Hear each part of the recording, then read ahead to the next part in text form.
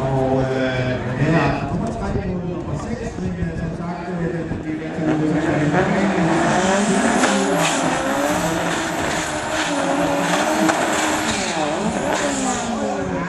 i hvert fald, hvis det gælder om at lægge røg, så må man sige, at det er Jakob Johansen, der har været til. Og det er en gruppe, der har taget ja, jeg har været helt med skæv. Han har været noget før, det er begge. Lige før der er mere røg ind i bilen ude på bilen, og det siger faktisk en del. Så nu er Jakob Pyt klar til at vente, fordi han er kørt ind i stage.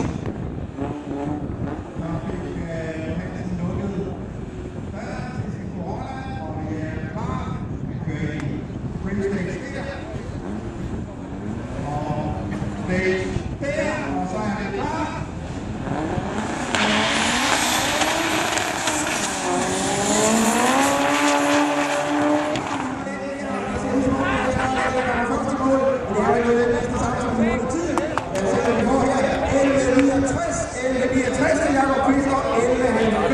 På 11.